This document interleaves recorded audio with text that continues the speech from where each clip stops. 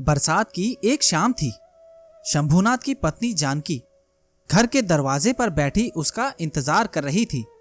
शंभूनाथ पास के ही एक गांव में एक फैक्ट्री में मजदूर के रूप में काम करता था। शंभूनाथ, उसकी पत्नी जानकी, उसका बेटा सोहन और बेटी सोम सरोवर में रहते थे। शंभूनाथ के पैतृक गांव में कुछ खेती थी। उनके बड़े भाई रामनाथ खेती की देखभाल करते थे, क्योंकि शंभूनाथ और रामनाथ के परिवार का इतने छोटे से खेती में गुजारा करना संभव नहीं था। शंभूनाथ ने करीब 10वीं के बाद तकनीकी शिक्षा पूरी की और सोम सरोवर की एक फैक्ट्री में काम करने लगा। उसकी पत्नी जानकी ने भी अड़ोस पड़ोस के घरों में कपड़े धोकर और बर्तन मांजकर अपने परिवार को आर्थिक सहयोग दिया करती थी। शंभूनाथ रोज सुबह करीब 10 बजे नाश्ता करने के बाद साइकिल से फैक्ट्री जाता। वो सुबह 10 से शाम 5 बजे तक फैक्ट्री में काम करता और शाम 5:30 बजे तक घर वापस आ जाता। हालांकि आज शाम के 6 बज चुके थे, फिर भी शंभूनाथ का कुछ अता पता नहीं था। मानसून के मौसम के दौरान सोम सरोवर में काफी भारी बारिश होती थी। घना जंगल, ऊंचे ऊंचे पहाड़, जंगली जानवर, काले बादल, बिजली की कड़कड़ाहट और घर का बढ़ता अंधेरा, ये सब जानकी को परेशान करने के लिए काफी थे। उसके 2 बच्चे सोहन और राधा शाम का समय होने के कारण घर के सामने के आंगन में खेलने में व्यस्त थे। लेकिन कुछ देर बाद शाम 6 बजे बारिश तेज हो गई। अंधेरा हो रहा था और रोशनी चली गई थी। इसीलिए बच्चे अपनी मां के पास बैठ गए और बाबा के घर आने का इंतजार करने लगे। अंत में प्रतीक्षा से थककर जानकी उठी और शंभूनाथ के साथ फैक्ट्री में काम करने वाले गोविंद के घर चली गई। गोविंद घर पर अपनी पत्नी और 2 बच्चों के साथ बातें कर रहा था।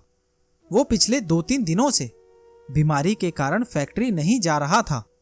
उसने मालिक को गैर हाजिरी की छुट्टी भी दे रखी थी।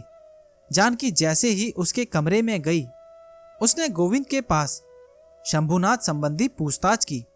तभी गोविंद ने उससे कहा, मैं बीमारी के कारण पिछले 2-3 दिनों से कारखाने नहीं जा रहा हूं, तो मुझे पता नहीं चला कि शंभूनाथ आज घर आने के लिए कब फैक्ट्री से निकल गया।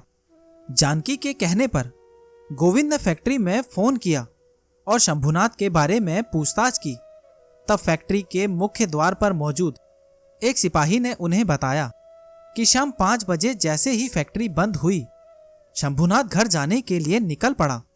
शाम 5 बजे से शंभूनाथ घर के लिए निकल पड़ा है, तो अच्छे से घर क्यों नहीं आया? इस चिंता ने अब उसके मित्र गोविंद को भी डरा दिया। वैसे शंभूनाथ एक साधारण और गरीब आदमी था। वो हमेशा दूसरों की मदद किया करता था। इसीलिए उसने फैक्ट्री के सभी मजदूरों और यहाँ तक कि फैक्ट्री के मालिक का भी विश्वास जीत लिया था।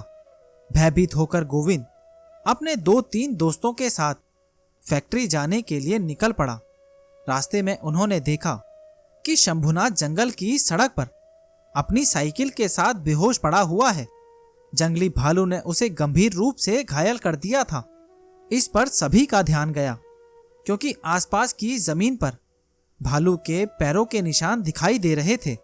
दरअसल पिछले कुछ महीनों में सोम सरोवर में भालू के हमले में घायल होने की घटनाएं घट रही थी। दुर्भाग्य से शंभूनाथ भी उसी घटना का शिकार हुआ।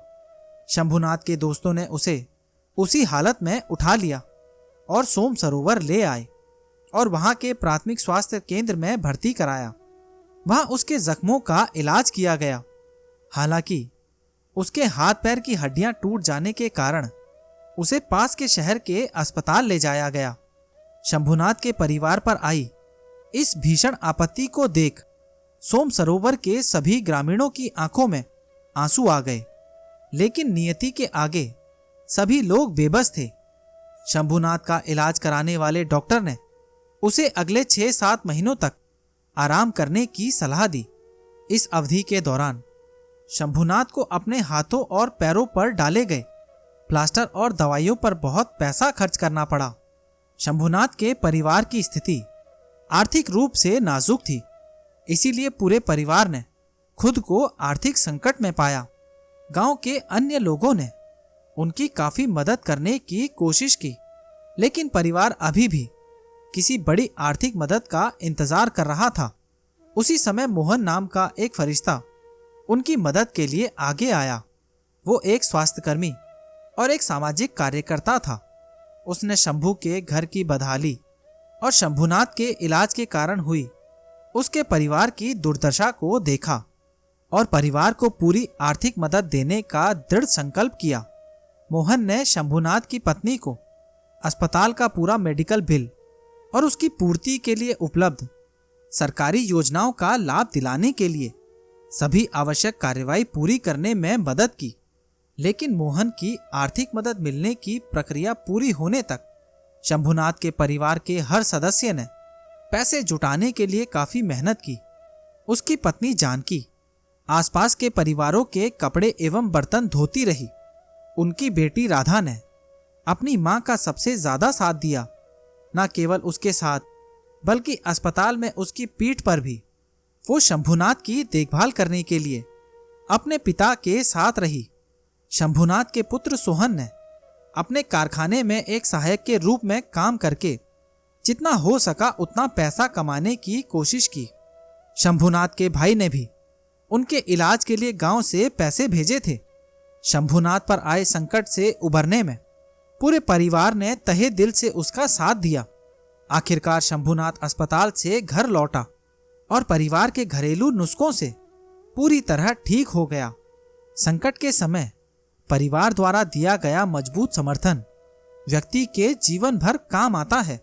भोजन, वस्त्र और आवास की बुनियादी बातों के अलावा एक व्यक्ति का उसके परिवार से मजबूत समर्थन उसके अस्तित्व के लिए महत्वपूर्ण है। परिवार के सदस्यों के भावनात्मक सहयोग से व्यक्ति बड़े से बड़े संकट को आसानी से पचा सकता है। तो दोस्तों, ये कहानी आपको कैसी लगी और इस कहानी के बारे में आपकी क्या राय है, नीचे कमेंट बॉक्स में ज़रूर बताना।